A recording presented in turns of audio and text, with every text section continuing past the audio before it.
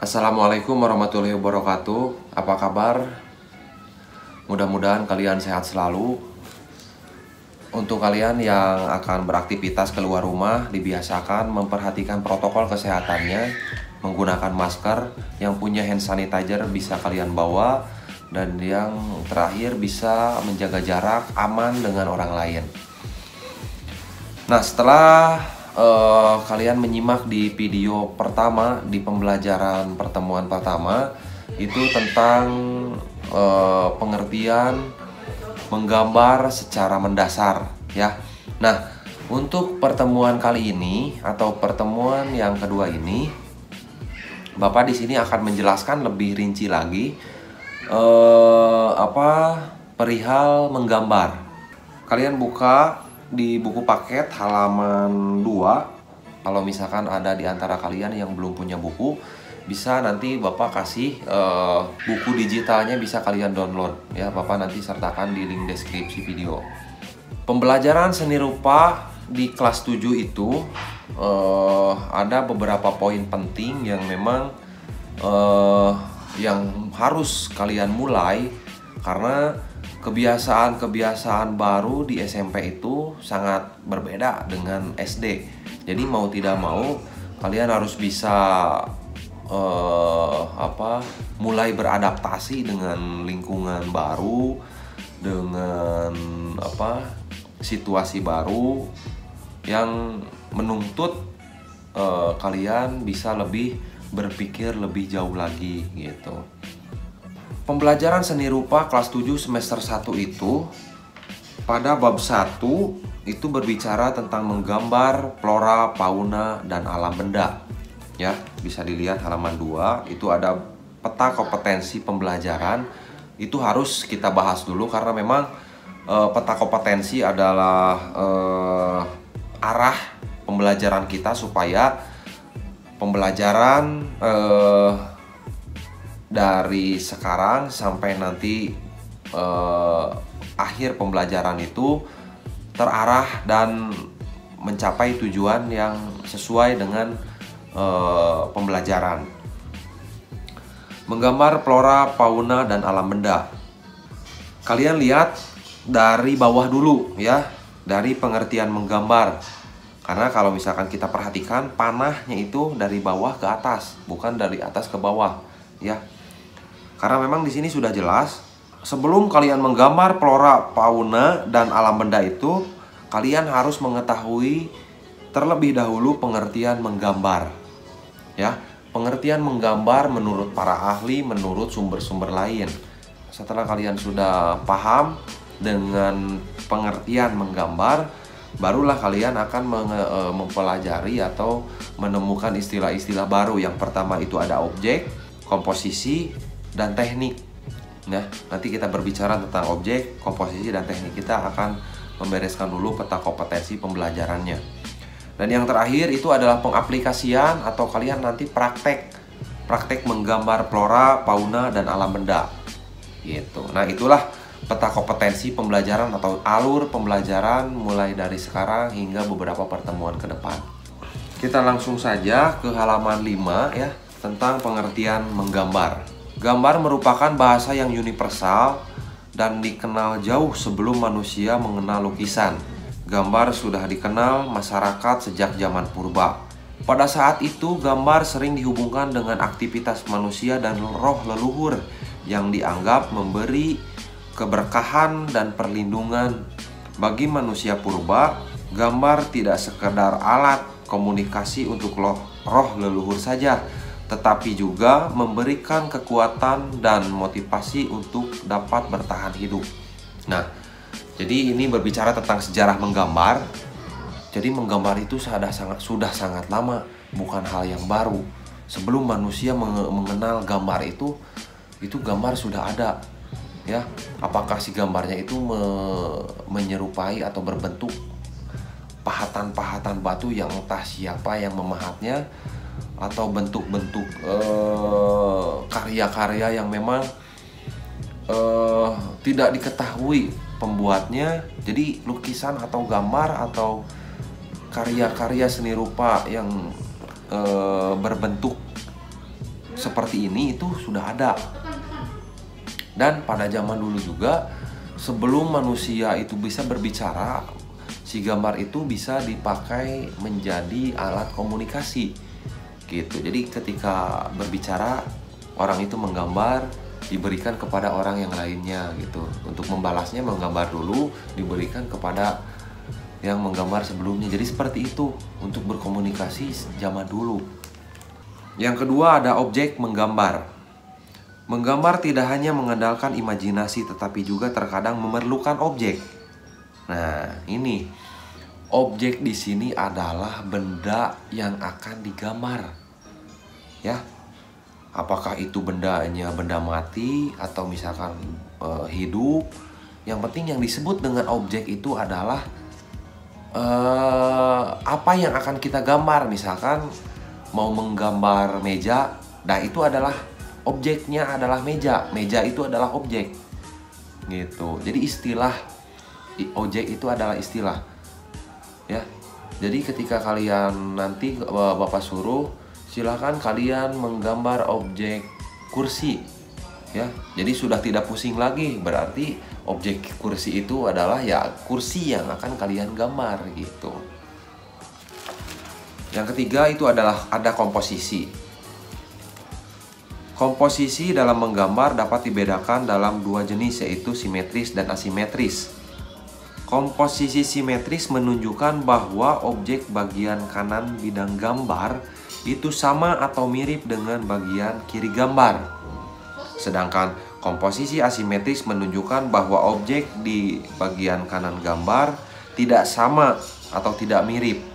Nah, komposisi simetris itu antara kanan dan kirinya itu seimbang. Apakah itu mewarnainya, apakah itu objek gambarnya, antara kanan dan kirinya itu seimbang. Tetapi untuk asimetris itu tidak seimbang. Seperti gambar diberikan cahaya dari kanan, pasti otomatis bagian sebelah sini itu akan gelap. Nah, sebelah sini akan terang. Nah, itu adalah contoh asimetris, antara kanan dan kirinya itu tidak seimbang. Terus yang selanjutnya itu ada teknik menggambar. Karena tanpa teknik, Bapak yakin gambar kalian tidak akan menjadi indah, tidak akan menjadi sesuatu yang enak untuk dinikmati. Segala sesuatu harus dipersiapkan, harus dengan teknik yang matang. Kalau misalkan kalian selama 6 tahun duduk di sekolah dasar itu menggambar pemandangan, menggambar orang itu tanpa mengetahui teknik yang sebetulnya ada teknik yang harus diperhatikan. Nah, mulai dari sekarang di kelas 7 itu kalian harus sudah terbiasa dengan teknik atau dengan cara-cara yang benar gitu. Ada beberapa tahapan yang harus diperhatikan dalam menggambar. Itu ada di halaman 7. Yang pertama, mengetahui bentuk dasar dari objek yang akan digambar. Misalkan mau menggambar objek kursi. Nah, harus tahu dulu bentuk kursi itu seperti apa. Jangan sampai kalian mau menggambar objek kursi, jadinya menjadi drum atau menjadi meja gitu. Gak mungkin kan? Jadi kalian harus kenal dulu objeknya apa.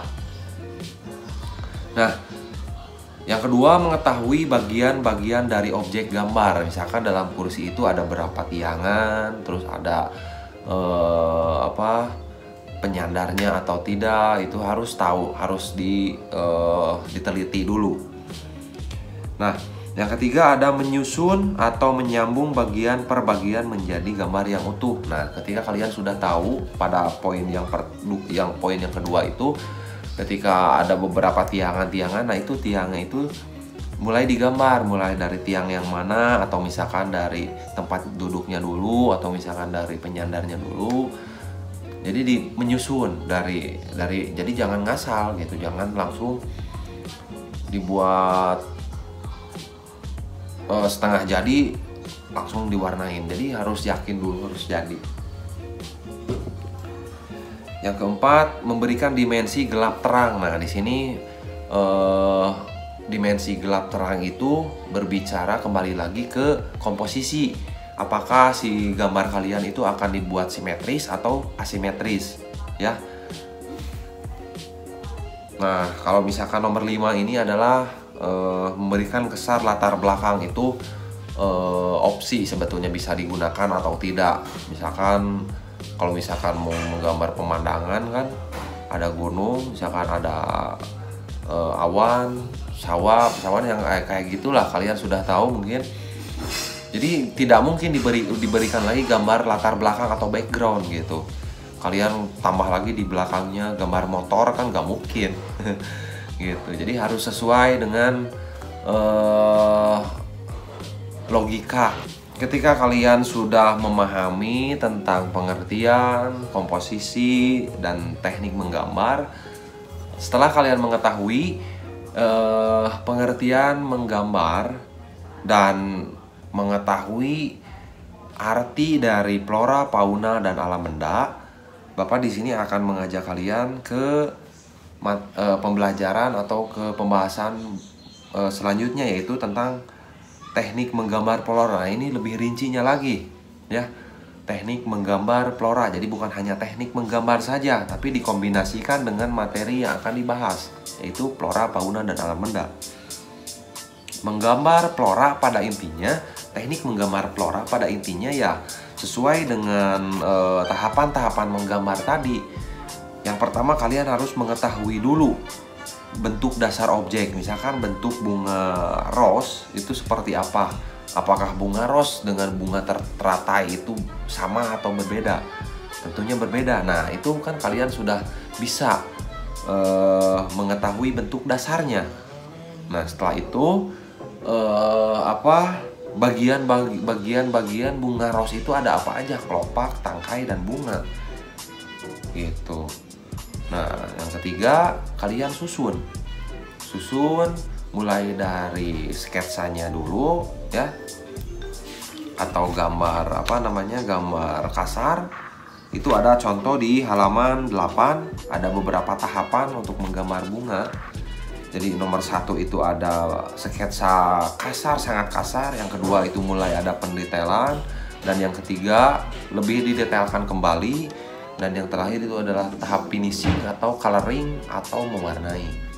Nah, jadi tidak langsung menunjukkan hasilnya ya, tapi harus step by step atau ada alurnya gitu. Nah, begitupun teknik menggambar fauna. Menggambar fauna pun sama. Jadi ketika ingin menggambar itik atau menggambar ayam, itu harus tahu dulu apakah ayam itu sama dengan ular, tidak. Karena itu, jadi kalian harus tahu dulu bentuk ayam itu seperti apa. Yang terakhir, alat atau media gambar yang kalian gunakan. Nah, untuk kelas 7 Bapak sarankan untuk tidak membeli cat warna, tidak membeli kanvas, karena itu untuk kelas 9. Untuk kelas 7 itu cukup bermodalkan kalian memiliki buku gambar A3 ya. Awas jangan sampai ada yang A4 tapi A3 yang ukurannya besar. Terus bisa menggunakan krayon, spidol, atau pensil warna ya. Jadi tiga pewarna itu yang Bapak anjurkan. Selain itu, Bapak tidak menganjurkan untuk membeli atau menggunakan alat tersebut, karena nanti itu ada di kalian nanti di kelas 8 dan kelas 9. Untuk kelas 7 kita belajar dasar, jadi untuk bahan-bahan atau alat-alatnya juga kembali lagi ke basic gitu. Nah, demikian untuk pembahasan pertemuan kedua kali ini. Mudah-mudahan kalian bisa memahami apa yang Bapak jelaskan di sini. Demikian untuk pembelajaran kali ini. Sekali lagi, mudah-mudahan kalian sehat selalu dalam lindungannya, dan kita berdoa sama-sama supaya corona ini cepat berlalu dan bisa bertemu langsung di kelas. Billahi taufiq wal hidayah. Wassalamualaikum warahmatullahi wabarakatuh.